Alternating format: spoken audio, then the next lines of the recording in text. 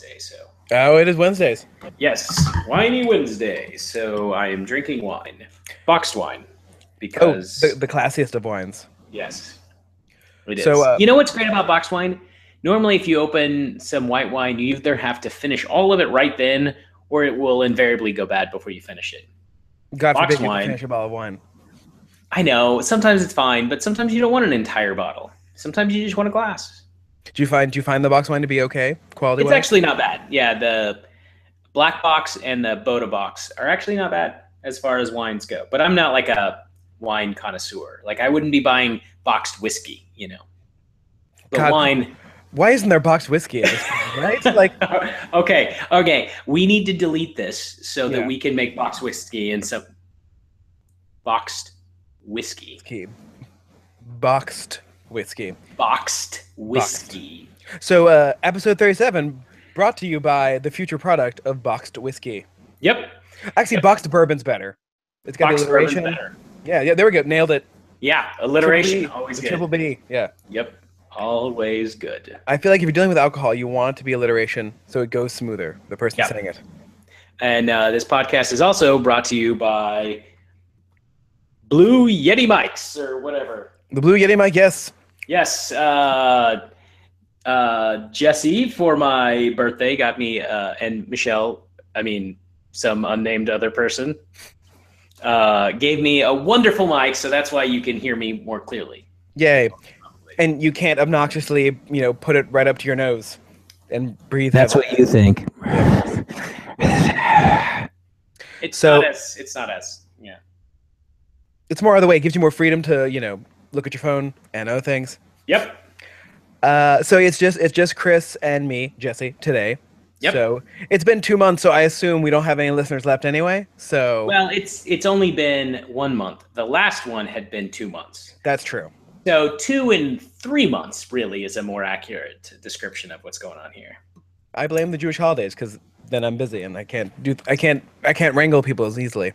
But we are going to try to keep ourselves to times tonight, so this episode will not be as long as some of our past ones, which have literally gone past an hour and a half. So, I think the last time it was just you and I, we hit an hour and a half. I think that's what happens. We just start talking and talking and talking. So Yep. tonight, we are going to try to stick to a schedule, and if we go too long, we'll hear this sound. So we'll see if that actually works or not. And it also may just become a really, really annoying thing on a podcast. So I'm hoping our listeners will, for the few seconds of annoyance that sound will make, they will enjoy the podcast more because we will not spend 10 minutes talking on nothing, like how we're going to have a horn and a timer. So yep, exactly. Excellent work so far. So what are we drinking? I am drinking Boda Box wine because today is Winey Wednesday. Some of our listeners may remember us discussing this, but every Wednesday we drink wine and listen to jazz music or books on tape or some such books on listen tape. to the jazz music. Do not turn on any TVs and attempt to not use our phones either. So Yeah. How's that last part go? It actually most nights is pretty good.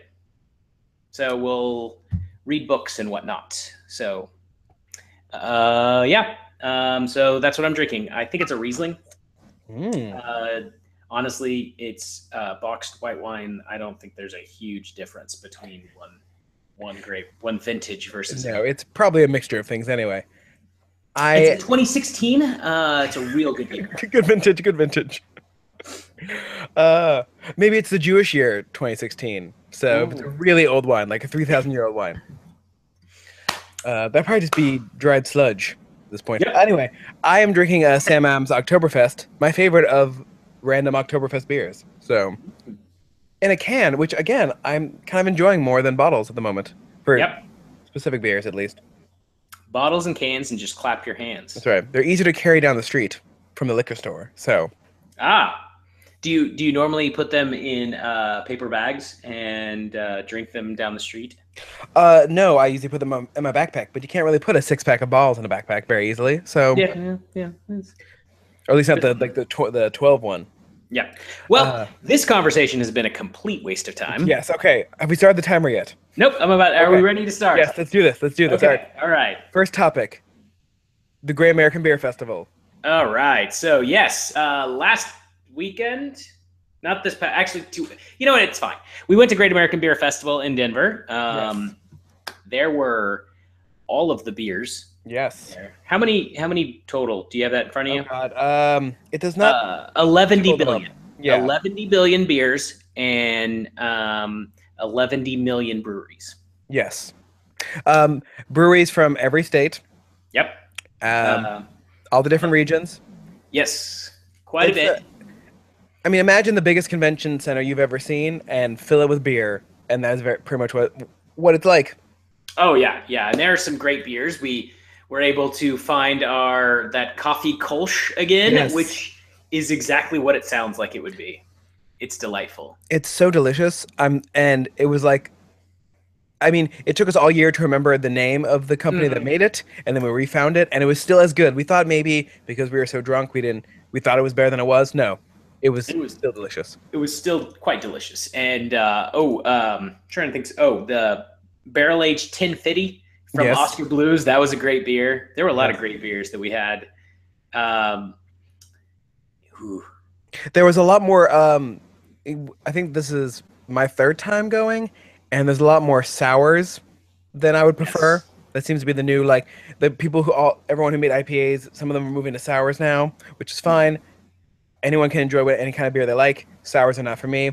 I tried to drink every saison and Kolsch I could find. So Yeah, I there was a sour IPA. I don't remember who made it, but that was an interesting. It was like my mouth couldn't decide which way it was going. yeah, It's like last year I didn't see any this year. Last year there were some coffee IPAs which were crazy. it's I mean it's a chaotic experience because you're sort of just, especially we keep going in groups, so we're trying to stick together. We're trying to head to specific breweries. Yeah. And I'm doing a lot of walking, and not as much walking as I expected. It took me a lot longer to get to 10,000 steps than I thought it would. You thought it would? Yeah. There were a lot of pumpkin beers, but not as many as we thought there would be. But there were some really good ones. Even There were some Jeremy, delicious. the pumpkin hater. Yes. enjoyed some. I mean, Yes. my goal was to make sure I would try every pumpkin beer and that he would be in the vicinity while I tried it. Yes. And I felt pretty good about that. And I don't know how many times, but quite a few times he told you to throw them in the garbage. Yes, and it was funny every single time. Every time. Shout out to the Lippiot family, our most loyal listeners. Yes, of which two were with us. Yes. Apart from Jeremy, of course. Yes. So if you're listening, good job on drinking beer. So one of the things that we checked out while we were there is this was a bar. Jesse, you may remember the name of it, but basically they give you a card and they just have a draft wall, and you go to it and you scan your card and you can get as little or as much of a particular beer as you want. So you can do your own little tasters or do your own, just try all kinds of different beers, which was a lot of fun. That was really cool. I mean, for anyone listening who has, been with a large group of people and you're trying to figure out where to go to dinner, you realize if no one's going to make a decision, someone's got to take charge of that. So I was like, you know what? I'm just going to find a place. Randomly found this place an open table, and it was really fun. Oh yeah, it was a lot of fun. The great thing is that most of the time, especially when you go to brew pub type places, service is rarely great. So at least here, the food service was still a little slow. It's fine, but you could get your own beer. So Yep. Thumbs up. More places should do that. Allow you to get your own beer.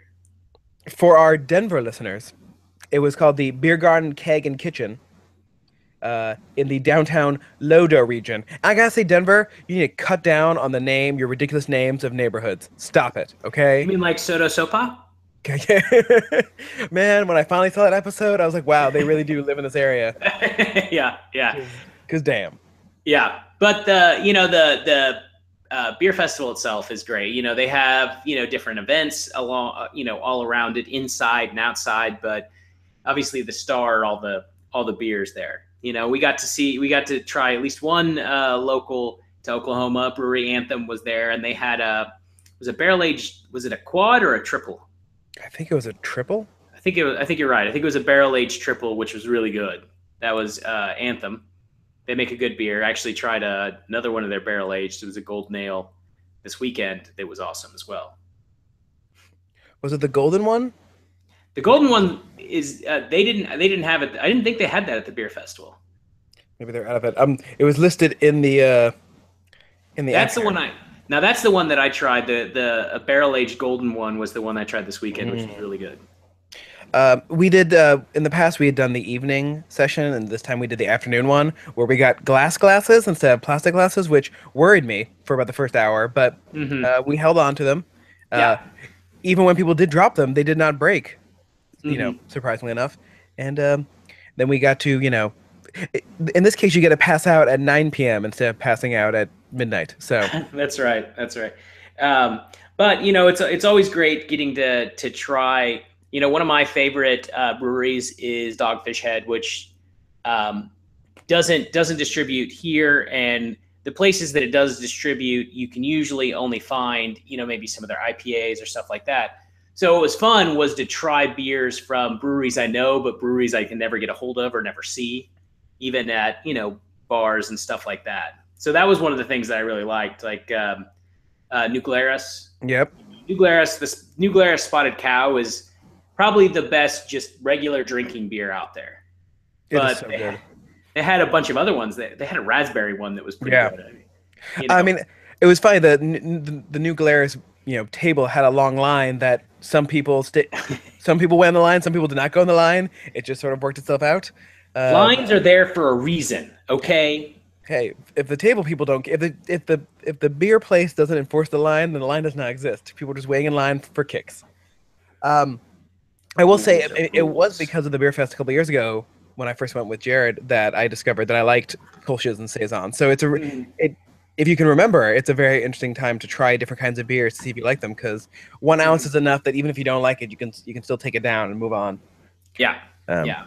There are all kinds of just interesting ones, and that the fact is, I drink a lot. I wish I could give you a lot more specific beers that I tried, or specific.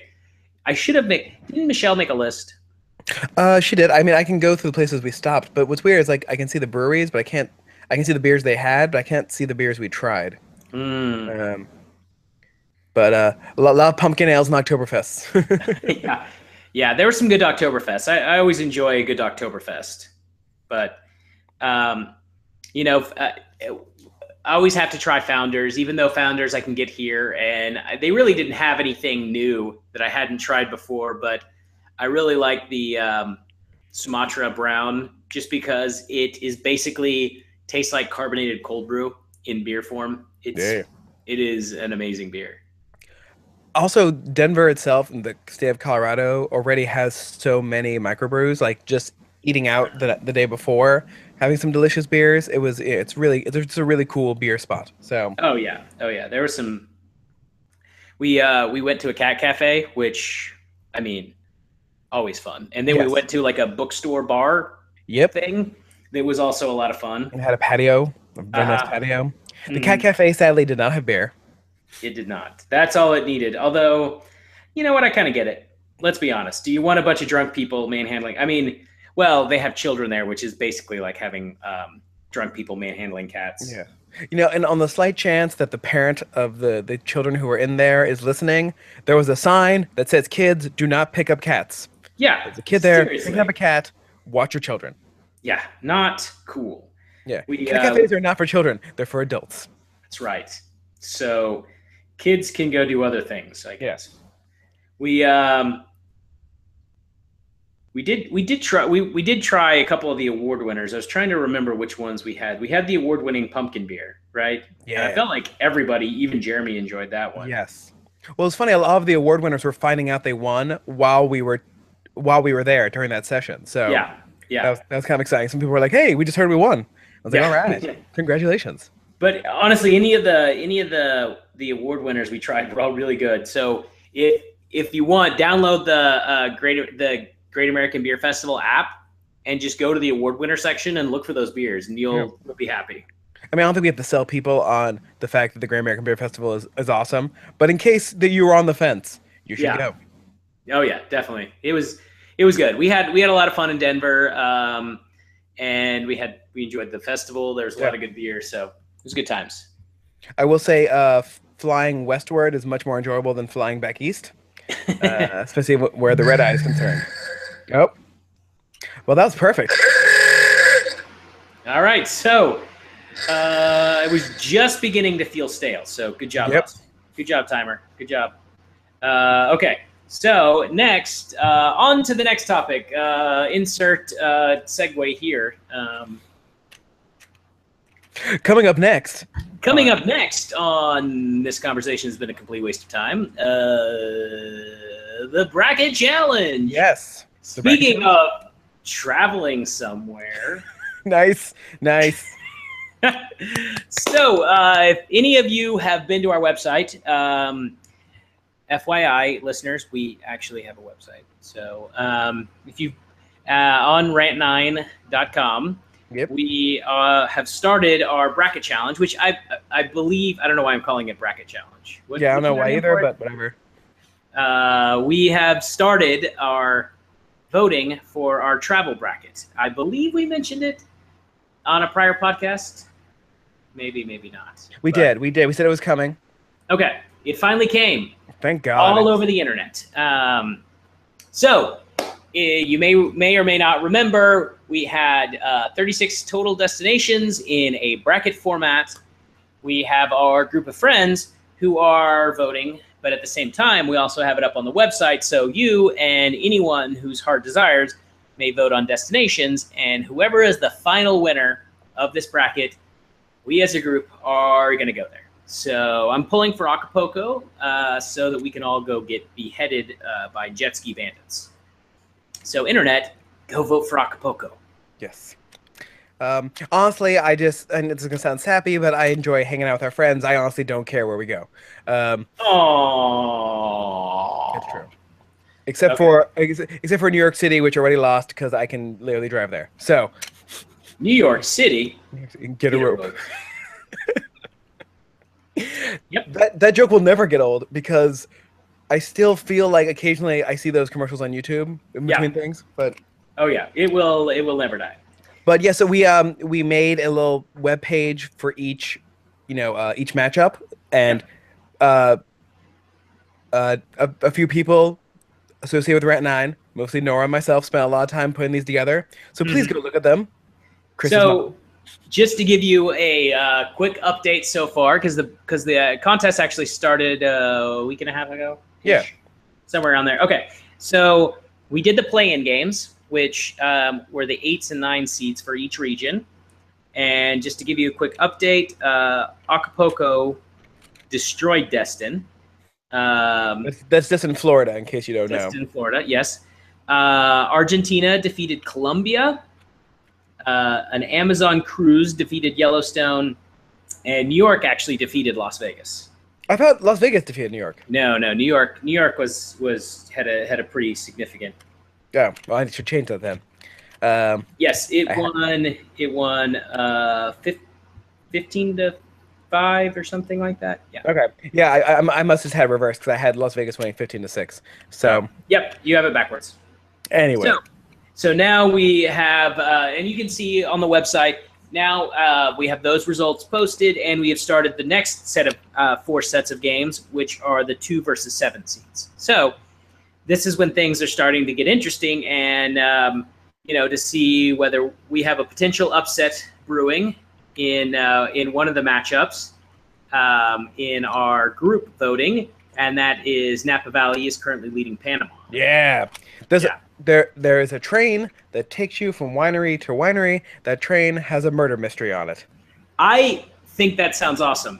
Yes. For like a group of 4 to 6 people. Yeah, that might be. I am worried that a group of like 15 Napa wouldn't work. That's why I work. But I feel like Jeremy would be banned both from that train and from Napa Valley before we I thought you were going to say who'd be banned from life. So. Yeah, so get on there and vote. So there are some really interesting and, dare I say, compelling matchups that are on the docket. So I don't want to sway anyone's votes. Maybe I do. I don't know. But there are certainly some high-seeded ones that I'm not super excited about that we'll see how they play out that I think could be in trouble. Hawaii is a 1 seed in the bracket. I'm not hugely excited just because it's so damn expensive what you could get. Yeah. You could go to like 2 other vacations for the price of Hawaii. If I'm going to fly that long, I might as well go back to New Zealand. Exactly. There you go. So there's some exciting ones. One that that are 2 really exciting under the natural elements to me. That's just, exciting nature stuff. Is the San Juan Islands, where you can kayak with orcas, versus the Galapagos Islands, where, nature, right? You can go have sex with sea turtles, I think.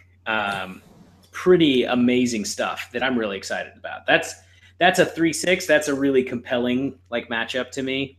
I think that one could be both of those could be some sleeper ones. The only problem with the Galapagos one is it's a long flight. It's basically around the world, but south.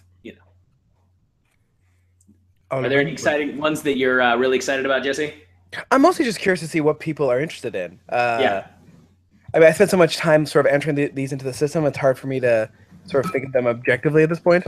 Mm-hmm. No, I understand, because a lot of them, Nora did a ton of work, but I did a few of them, and I helped where I could on the ones that she was working on. Yes, I'm a little biased on some of them because I researched them. So yes, I do think it's interesting going in, because we seeded the teams completely blind. So some of the ones that ended up high seeds are frankly, they're going to lose early. They just are, because of what we've learned since then. And some of them were areas that we knew nothing about, so things that ended up top half of the bracket were ones just because it seems like cool. And then we read about them and they're either boring or crime ridden. So we're like, yeah, maybe not. And a lot of them, because we tried to, for our listeners, we tried to keep it to this hemisphere. Yeah. And so a lot of them are to me, a couple of them are just similar islands that I would do the exact same thing on, no matter which one we went to. So I don't really care which one of those. If you in the sun and sand bracket, for instance, you've got a group that are all kind of in the same general area, like Aruba, U.S. Virgin Islands, St. Lucia, Jamaica, Dominican Republic. To me, I'm sure there are people who feel very strongly about this, but for me, I could probably put them in a hat and draw one and be just as happy going to one versus the other.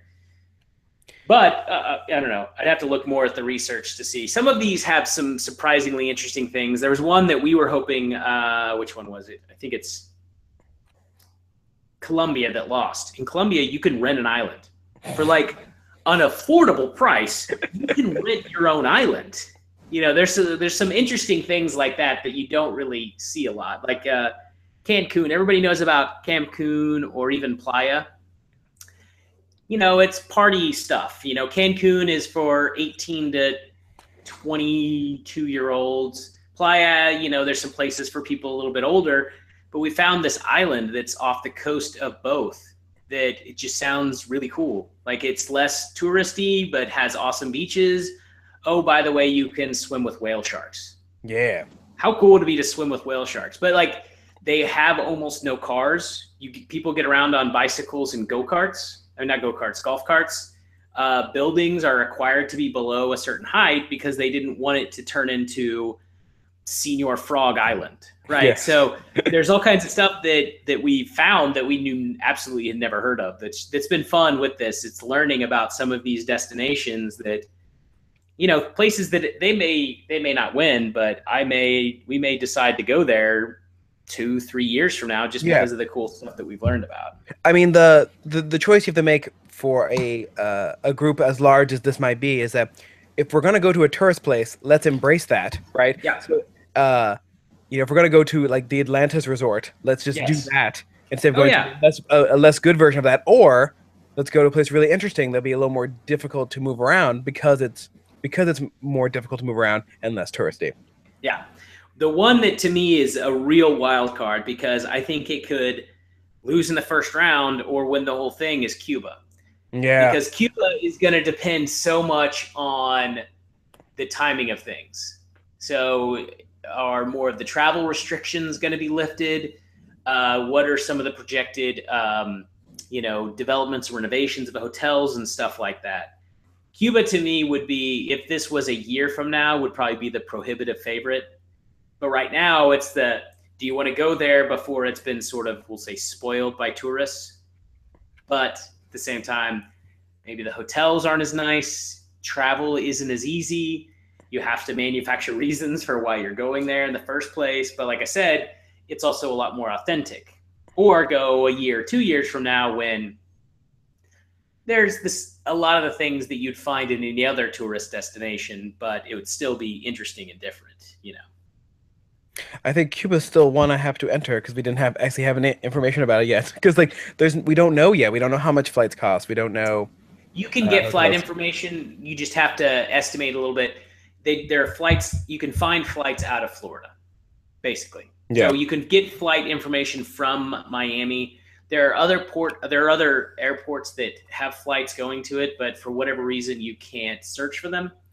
But I found a website where you can search for flights, so we can Nice. put them in. It's just we have to figure out, okay, are we going to have to get a separate flight to Miami and then there, so that would increase the price of things. It seems like there's going to be a limited service from Boston, but I don't remember for Well, sure. I mean, know New York. yeah, I mean, if you're in a JetBlue city, it's a lot easier because I think JetBlue's already sort of there in a sense, like they Yeah. already have flights there, so you can fly from Boston to Miami. Miami just replaces, Atlanta or Chicago It's or just your new hub. yeah. Yeah. I mean, once flights become easier, easier to get and more often, it's gonna be incredibly cheap to fly there because it's 90 miles off the coast of Florida, so it's not far at all. Yeah. Yeah. But that whole explore culture region is wide open. Nailed it. All right. So go vote, people. Yes. I'll, Go I'll to the put- website, vote. I will put links to the specific pages with the matchups in the episode notes. So go look there. Yeah. All right. Moving So, on to stuff. Speaking of matchups, Yes. and I'm going to set this for 5 minutes because I don't want to talk about it very long. Ooh. Uh, The presidential election. Uh, Honestly, the only thing that because I haven't been watching Saturday Night Live a lot, but I've been watching some of the debate clips, and those have been really good. The debate parodies. Alec Baldwin has been doing It's a so really great. good. He's been doing a really good Trump. I've enjoyed some of those. I even liked on the last one they had the Ken Bone moment. they can And- be great. Yeah, and then they asked him, "You're not going to turn out to be some creep, are you?" And he was like, "Probably." Probably, yeah. Poor Ken Bone. It's like it's not his fault. Like he's just a regular dude who the internet fell in love with because this presidential election has been a slosh through the worst possible things people could want to see. Yeah, yeah. It's We're been the we're worst. recording this right before the third presidential debate, where I'm honestly just curious if Donald Trump can stay seated for 90 minutes. So that's even the most interesting thing. That was one of the great things on the Saturday Night Live sketch was doing for the second debate was Trump kind of leering behind, except they were Yeah. doing like the Jaws. Yes. Da-da, as he would approach and go by. The funny thing is it's like, oh, that's exaggerating, but really it wasn't. Like Yeah. he was behind her leering, it seemed, in so many camera shots during the actual debate. I honestly just want this to be over at this point. I mean, No. it looks like at this moment Hillary Clinton's gonna win and probably electoral college wise win big, but until it's over, Yeah. I'm not, I'm really interested to see what the two third party candidates get in the election, because both of them are. Gary Johnson is polling double digits in several swing states, and Jill Stein, while not in the double digits, is still in. I think it could be. I would be interested to see, but I wouldn't be surprised if it's the most going to neither Democrat or Republican in quite a long time. I don't know that it'll be enough to swing the election one way or the other, because at this point it looks like Hillary's going to win pretty easily. But it would be interesting to see in some of these swing states how close Trump and say Gary Johnson ends up, because I think in New Mexico he's currently polling at 16%. Has any of the Gary Johnson, I'm gonna do air quotes, gaffes bothered you in the past couple weeks?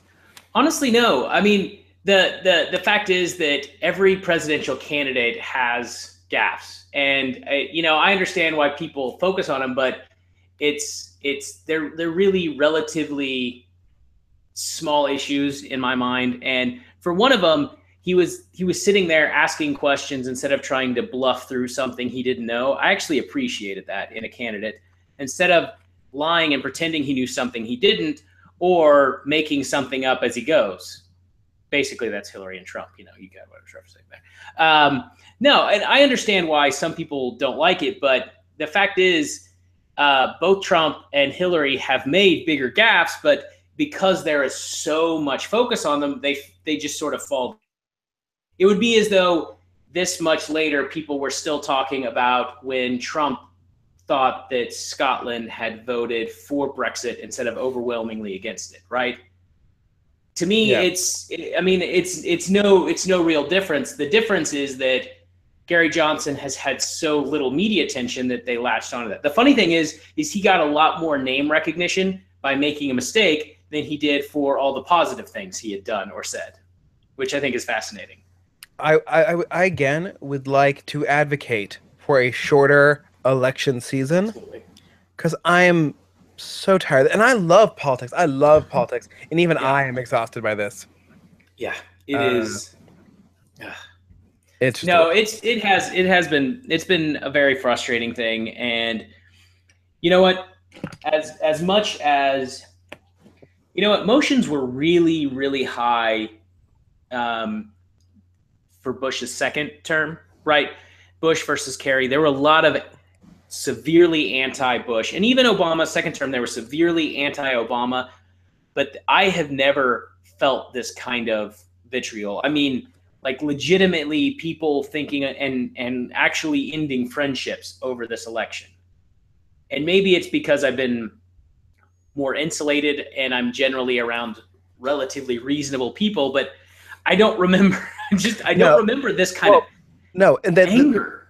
And that's because usually the party candidates aren't throwing gas on said fire. Anyway.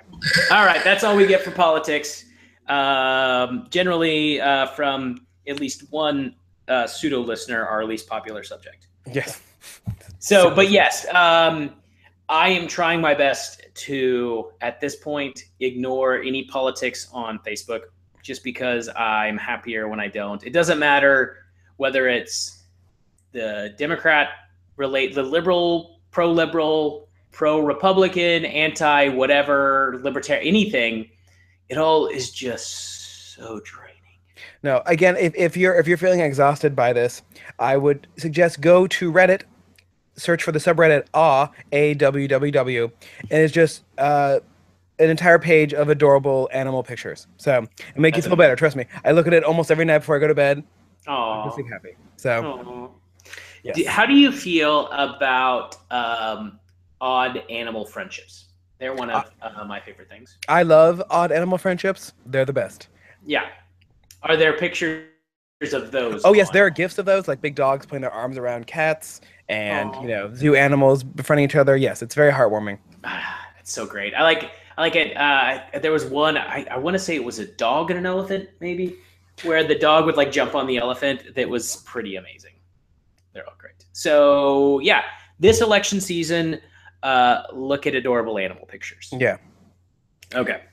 So speaking of pictures, I think I've seen a couple movies since the last time we talked.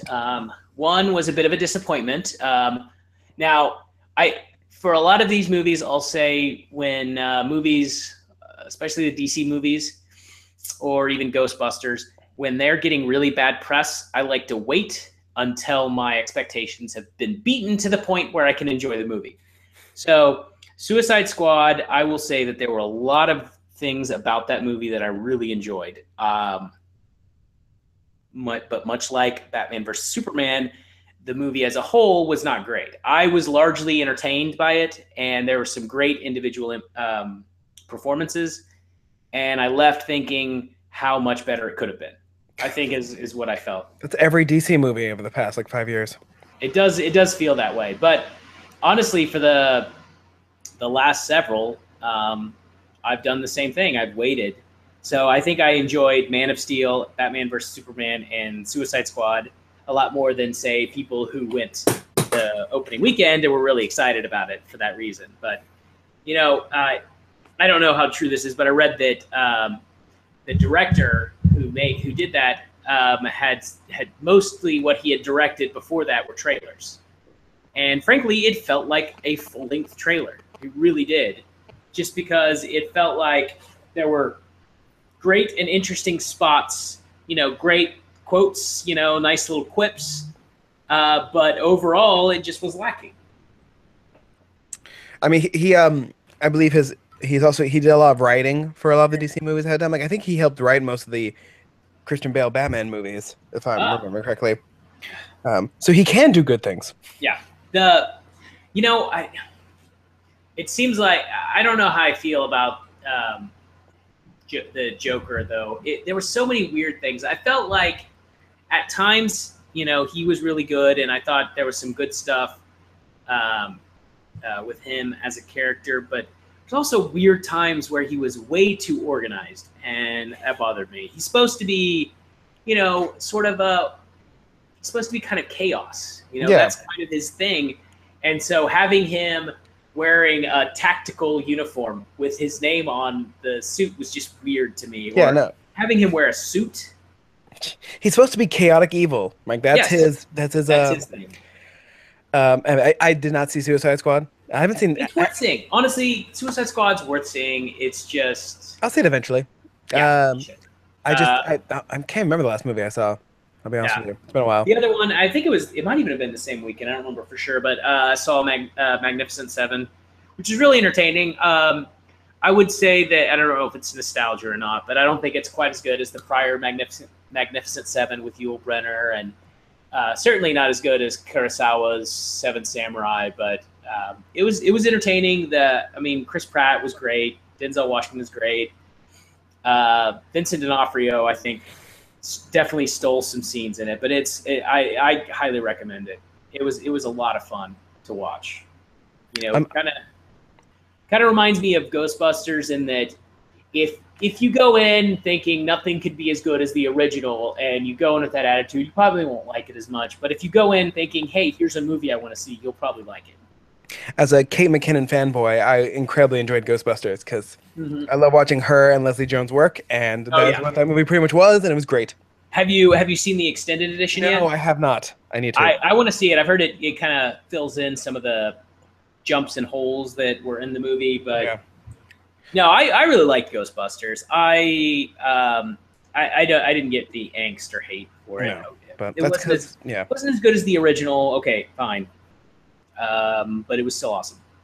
So, but in addition, some Luke Cage is really good. If you haven't seen it, it's definitely worth watching. Even if apparently Luke Cage is too conservative, I don't know. There was some article about basically saying that Luke Cage was espousing conservative ideals or something. Basically, it was an article basically implying that he was Uncle Tom. Oh, Jesus Christ. Yeah. It was kind of like the one you were making fun of that said that Captain America was a libertarian douche. Oh, yeah. Or like the articles where conservatives love the Empire and Star Wars. Yes. Just stop it, people, okay? Just quit trying to politicize things. Yeah. Now, don't get me wrong. There are some very topical political... I mean, the fact is, it is about a bulletproof black man in a hoodie. Yeah. I'm just saying, you know, you're not going to get away from some political overtones. Yes, it's not a non-political show.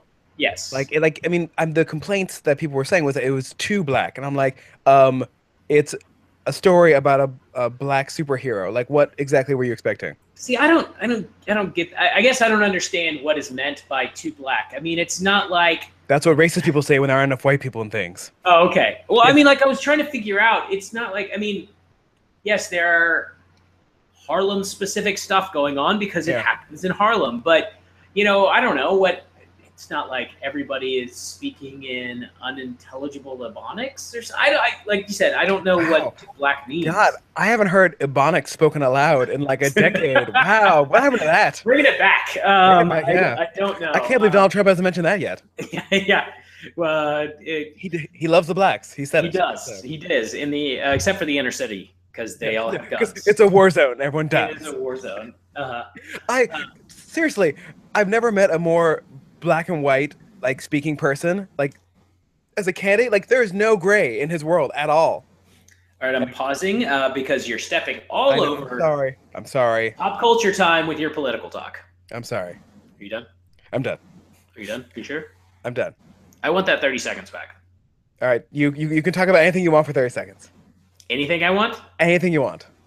So I'm reading an interesting book right now. It's called The Girl with All the Gifts. Heard of it? With a T. She doesn't have all of the animated. For our listeners, I'm visual gag. We haven't done a good visual gag in a while. Jesse's visual gag. I'm moving like GIFs do. I don't know. Yeah. So I don't know. It's like a sort of interesting take on like zombie story. I haven't seen the trailer. I've been waiting, but I guess they're making a movie and yes, the trailer out for it. I saw the trailer. The trailer's good. Like I haven't read the story, but the trailer's good. It's good. It's a good book. So actually, Nora had read it and she wanted to talk about it. So I took a pause in Jonathan Strange and Mr. Norrell to read this. How are you enjoying that so far? It's good. It is a slow start, we'll say. Yeah, it's a slow burn. Like it is a slow burn. Even for like a Neil Stephenson book, it's a slow burn. Yeah, it's not a Neil Stephenson book. I'm just saying Neil Stephenson also likes a slow burn. I know. I'm resuming the timer now. Okay.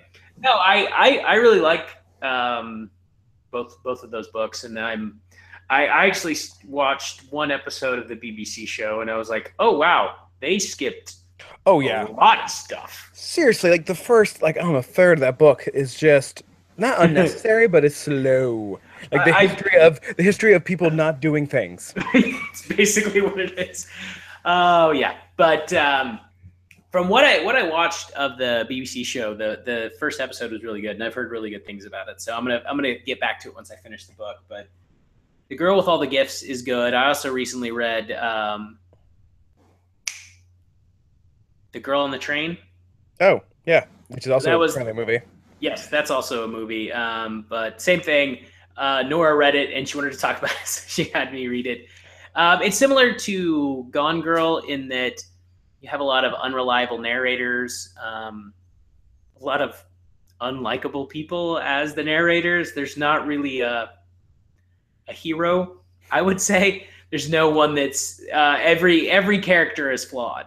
I mean, I don't want to give anything away, but the least flawed character, the one that I liked the most, is still incredibly unethical. So yeah, but it's worth a read, or if not, I guess probably watch the movie. I haven't watched it, so I don't know if it's good. If I may pimp two books, one I just finished and one I'm currently reading. I finished the book number 7 in the Temeraire series, the alt history of the Napoleonic Wars, where dragons exist. Hey, remember how we were talking about it and we discovered that I had actually read and owned the first book and didn't realize it? It's funny how that happens. You had talked about the plot so many times, and until I actually saw the book and it triggered the memory of me reading it.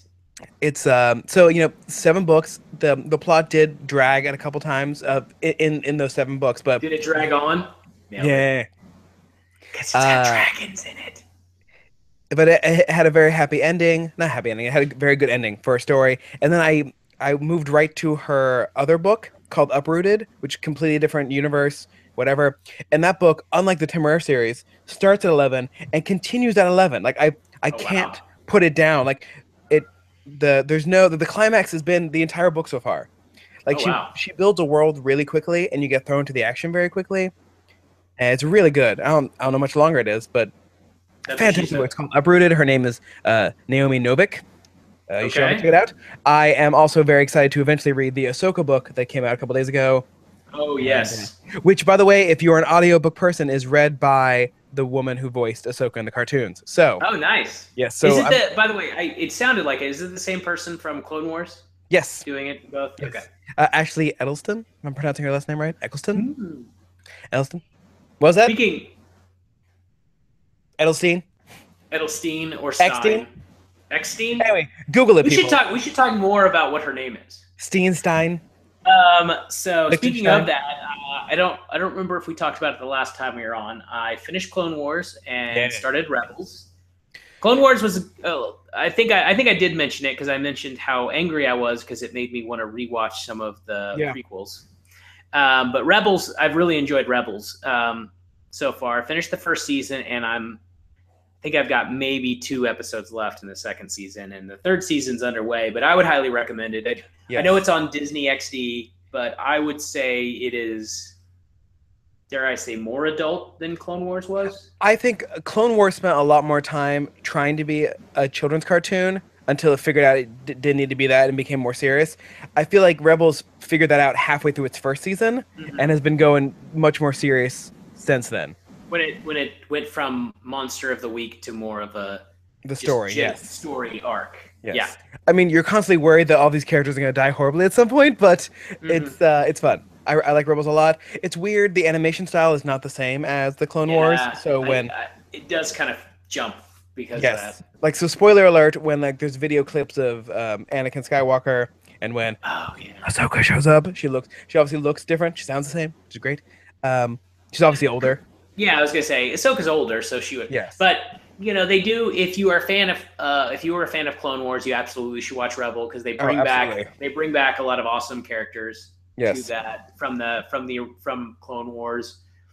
My favorite character, Hondo the Pirate. I know. Reappears. When is he going to show up in Galaxy of Heroes? Galaxy of Heroes, people. I know you're listening. Where is my Hondo? Where is he? We need Hondo. Hondo's great. The one thing the Star Wars universe is good for, it's big enough that you can have a ridiculous pirate stereotype alien. Yeah. And he fits in perfectly. Because, that would work somewhere. Yeah. So. Oh, yeah. He's great. But no, Rebels has been fun. And speaking of that similar time period, the new Rogue One trailer, I really enjoyed it. I thought it looked a lot better. May I say again, if you watch Clone Wars and want to rewatch the prequels, read the third book instead of watching the third movie. The third book was really great. Like, it really did a good job of explaining how the Jedi were that dumb. So, and how Anakin was actually tempted to the dark side. It makes a lot more sense in story form. Although, I mean, if you think about it, the Clone Wars did a good job of fleshing out some of that turn, of at least laying the groundwork for why he would be susceptible to it. Yeah. I think that makes it a little more interesting. And I mean, like the fact that someone like Palpatine could be that nefarious to like start a war just to corrupt his enemy long enough to then destroy them. Like, it's not only is it cold, it is like such a slow burn. Yeah. And like since you never get to see it from his perspective, other than in the Clone Wars, really, where you get to see his machinations, he just sort of appears in the movies. He's like, I'm evil. But like in the Clone Wars and the book really do a much better job of showing how evilly awesome he is instead of just like evil. Yeah. Yeah. So that was cool. The new Guardians of the Galaxy trailer dropped today. Yes, dropped today. It looks a lot of fun. I love Lil Groot at the end. I know, that was great. Because they don't show him all through, and then you see Rocket shooting a hole, and you see kind of on a juxtaposition, you see Little Groot on his shoulder, which is awesome. I loved the conversation between Drax and Star-Lord. Drax trying to give him a hug, and Star-Lord what do you say? You need somebody pathetic like you. Like, he's like, thanks, man. Yeah, it looks good. I'm excited about that. Actually, we're only a couple of weeks away from Doctor Strange. Yeah, that'll be good. I'm excited for Doctor Strange because it looks crazy. I know, seriously crazy. Like between Doctor Strange, the next Guardians of the Galaxy movie, and the next Thor movie, Marvel's going real weird, real quick, and I'm excited about it. Yeah, I'm excited they're going more sci-fi, almost fantasy-esque. They're starting to bring in the mystical, which is a big part, and actually the next Netflix series should do that as well. Iron Fist is the sort of same thing, and Agents of Shield. I'm still catching up on. I'm almost finished with last season, so I haven't started this season. But they're starting to bring in that mystical element as well with Ghost Rider. Yeah, I mean, you have to eventually like Marvel. I feel Marvel's being very smart about this. They're bringing it in slowly because you can't just throw Doctor Strange on people. You have to build to it. Yeah, yeah, Because that is it's Inception difficult. level weird, like that trailer. I'm hoping for at least one Rick and Morty joke in there since Yeah. he was hired to write some things. Uh, Oh, that's right. I forgot about that. yeah. Ah, So there's gonna be some weird sci-fi references at some point. So yeah. also apparently Hooray, his Rick! I just if someone like on the side screams that'd be great. That's all right. Or if the Ancient One says, "I'm a bit of a stickler. I'm going to need to see your short game." God, that'd be great. The Planet of the Mises. So did you catch in like one of the most recent trailers where they talk about his cloak? It's like the cloak of levitation. I'm like, okay, so the cloak allows him to fly. How did Well, that work? yeah. I actually made that one 15 minutes since we only spent 5 minutes on politics. So I decided That's we could fair. spend more time on the more fun topic. Yes. So, Yes. final thoughts. Final thoughts. I would like to recommend. I'll put in the show notes. There's a very funny like Tumblr conversation about Star Trek that was going around the past couple days about how the Federation's like the America of technology, where they're just always throwing shit together and trying crazy things, and how the rest of the universe is like, whoa, slow down. They're like, let's set it on fire. It's a great It's a great like back and forth between some people. I'll post on the show notes too because it's really funny. Speaking of Star Trek, on the plane ride to Denver, I watched Star Trek Insurrection. Highly underrated Star Trek movie. Yes. I don't understand why people hate on it so much. They hate it because at the time it seemed like a very expensive episode, but in hindsight, it is the funniest of the Next Generation movies for sure. And You know what? just They're a right, delight though. to watch. It does feel like an extended episode. It is but also, you know what? I yeah. don't think that's a bad thing. No, it's also the most, I would say, hippie liberal of the Next Generation movies. I mean, it is super liberal. It is. I mean, literally, Picard says forced relocation like 17 times. It really does. Oh yeah, yeah. But that's always fun. Also, F. Murray Abraham. So Yes. I have a signed copy of that movie I got F. Murray Abraham to sign it. He looked at me disdainfully, but he signed it. So So you're saying he's not excited about that? no. Oh. I share about my copy of Amadeus too. So the show that I do like have higher culture things. But Insurrection is a great Star Trek movie. If you've not watched it, or if you haven't watched it in like a decade, go back and watch it. Yeah, it holds up too. I think it did. I really enjoyed the the musical bit. Is always fun. Oh yeah, I mean it was just fun. Everyone's having fun that movie. Ready for a knockdown, bro. Yeah, but Gorge. it's obvious that everybody's having fun Yeah, during that movie. yeah. Well, I think one It's of some of my Jonathan. favorite. It's some of my favorite Riker. Yeah. Oh yeah, Riker. Like he directed it. Like there's some good Riker in there. It's just all funny. Everyone's getting one-liners. You know. No, it's a fun rewatch if you haven't watched it in a while, and if you've never seen it, you should definitely watch it. Also, after you watch it, YouTube the deleted scenes of it. There's a scene of Riker and oh my god, Deanna in like the Enterprise library, and they get shushed by the Enterprise librarian. I'm like, That's awesome. wait, what? Why is there an Enterprise librarian? But it's so great. It's just a fun scene. That's awesome. Yeah, I need to find that. I did not know about the deleted scene. Also, go buy like a digital download of Beyond so it makes more money because it was really good and people didn't go see it. So, What? the most recent Star Trek movie. Oh, I thought that was a lot of fun. It was you know, great. in the same way that Insurrection felt kind of like an extended episode, this one felt like this in some ways felt the most like Star Trek the original series to me. It felt like an updated extended episode, but I thought I enjoyed it too. It was a lot of fun. From the moment the aliens at the beginning, it was as soon as you discover that they're tiny, I'm like, okay, I'm in on this movie. Simon Pegg understands what I like about this. That's what's so crazy so if you were turned off by the trailer, don't. I mean, the trailer was done to try to sell it really to probably casual fans, is my guess. Yeah. The trailer, I mean, while there are definitely action scenes, stuff like that, which you want in a Star Trek anyways. I would say that the trailers didn't adequately represent the movie itself. I feel most Star Trek fans have understood that the movies have to be a little more action packed than the shows do, because the shows can be slow. But the movies need to have some action to it because they can't all be Star Trek: The Motion Picture, which, if you haven't seen it, is like 8 hours long and nothing happens. Yeah. So let's see. Do I have any? I already talked about some of the. I already talked about the books I'm reading, the shows I'm watching. I think there's a show I started watching that I can't remember the name of it now. It's it's fine. I'll bring it up next time. Yeah, I see it made a permanent impact on you.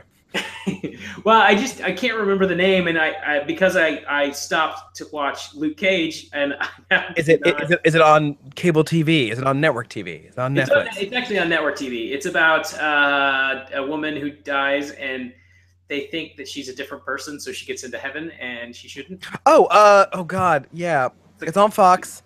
Good Life, or The Good Place. It's called The Good Place, which yes. I talked about because I saw the pilot in Comic-Con. That's right, you did. It is great.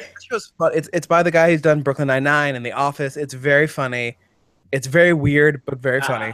Yeah. Speaking of, I was worried about they did a New Girl. They were doing a New Girl Brooklyn Nine-Nine crossover. I was worried. They both got their own episode. Yes, and the actual crossover part was like 5 minutes of each episode. It wasn't much. So if you're worried about a Bone Sleepy Hollow situation, don't worry. Also, those shows suck anyway. No. Okay, one day we might have to do like a live view. We'll record a viewing of us watching the Bone Sleepy Hollow crossover as we yell at it. Yeah, I know. We keep ripping on it, but we haven't actually seen it. Yeah, I feel bad. Maybe it's excellent. Part of me feels bad about ripping on it, but I'm like, there's no way it's good. No way. They canceled Almost Human. They canceled Firefly. They kept that garbage. So they kept Bones on for like 15 years. Yep. Bones is the worst. Yes. Wait, what? So, and they canceled The Grinder. So fuck you, Fox. Yeah. You're the worst. Yeah. The Grinder never settles, but Fox does. The Grinder lives forever. Yeah. I know those Fox executives are listening, and they got that burn. Yeah. Yeah. Sick Fox burn. Yeah.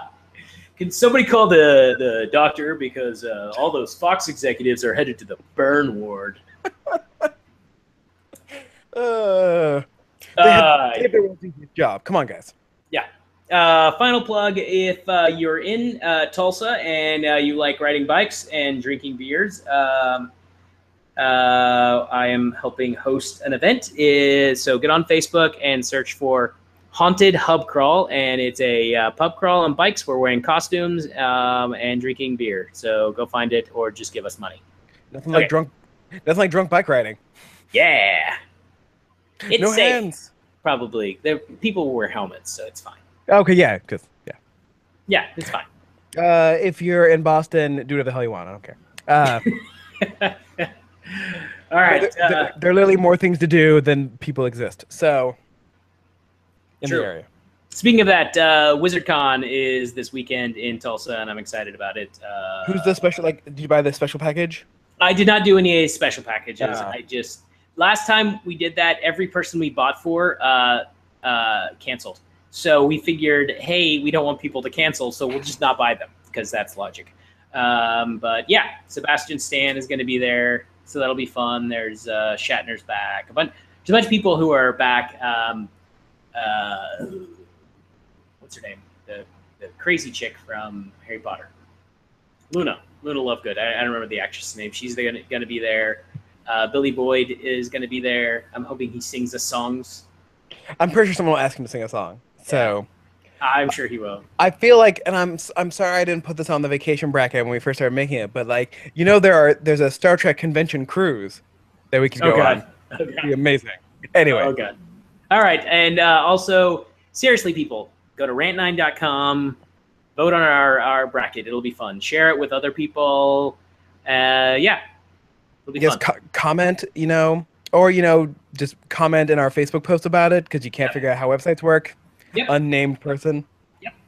Yeah. All right. So this conversation has been a complete waste of time. Yeah. So. Goodbye.